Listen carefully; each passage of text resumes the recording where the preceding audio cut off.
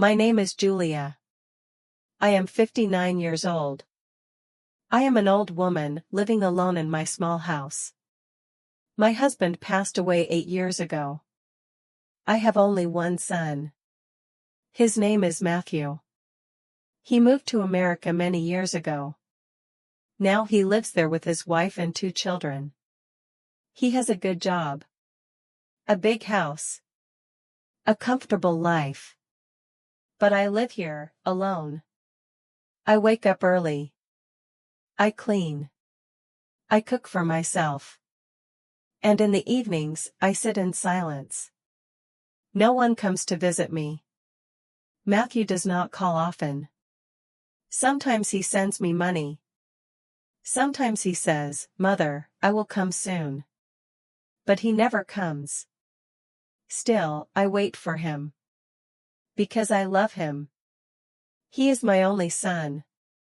I keep his old photographs in my room. I look at them every single day. One day, there was a knock on my door. I opened it. And it was Matthew.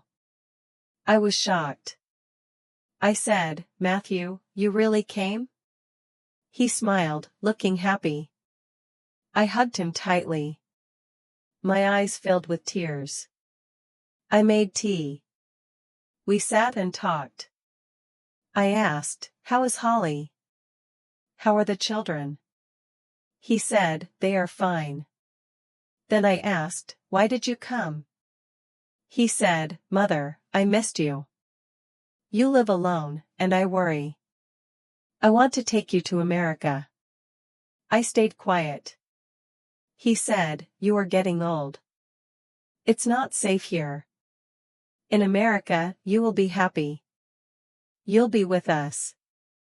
I whispered, "But this is my home. I was born here. I married here. Your father lived here. I cannot leave." Matthew's face grew serious. "Mother," he said, "this house is too old. It's not good for you. In America, you will have everything. You will see the children every day. Holly also wants you to come." That night, I could not sleep. I thought of my home. My memories. But then, I thought of Matthew. My only son. The next morning, he said, "Mother, we should sell this house. You don't need it anymore. You'll live with us. You can use the money for your new life." I looked at him. He smiled. And I believed him. So I said, "Yes." I sold my house. Matthew took the money. I packed a small bag. And together, we went to the airport. At the airport, I was sad to leave, but also happy. At last, I would be with my son. At the airport, Matthew said, "Mother, wait here. I'll bring a wheelchair. The way is long, you cannot walk so far. I'll be back in 5 minutes." I nodded and sat down. 5 minutes passed. Then 10. Matthew didn't return. I thought, maybe the line is long. I waited. 30 minutes passed. Still no Matthew. Fear grew inside me. 45 minutes. I searched every face. But he was gone. I told myself, Matthew cannot leave me. He is my son. An hour passed. My heart began to race. A police officer noticed me. He came and asked, "Ma'am, are you waiting for someone?" I said, "Yes, my son. He went to bring me a wheelchair. We are going to America." The officer asked, "Do you have his photo?" I showed him Matthew's picture and my ticket. He nodded and said, "Please wait here. I'll check." After some time, he returned.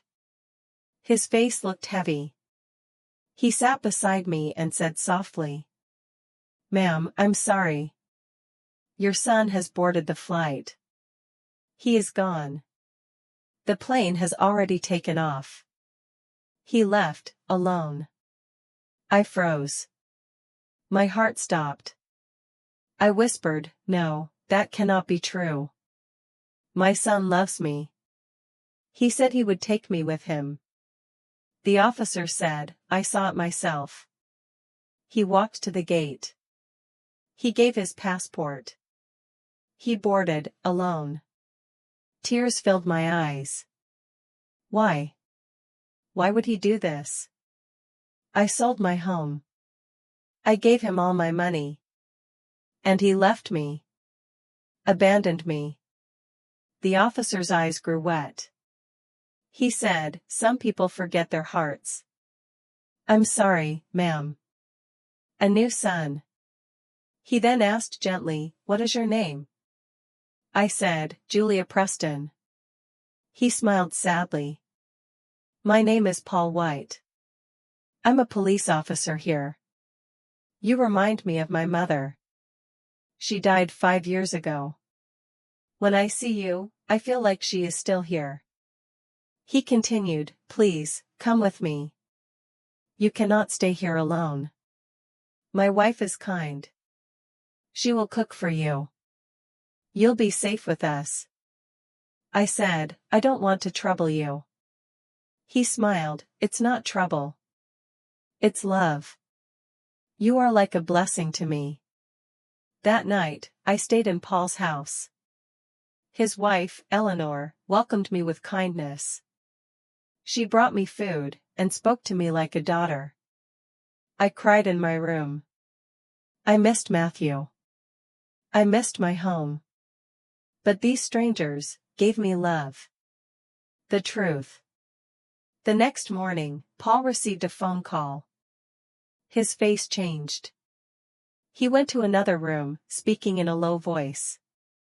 When he returned, I asked, is everything okay? He smiled and said, yes, everything is fine. But I saw the pain in his eyes. What I did not know was this.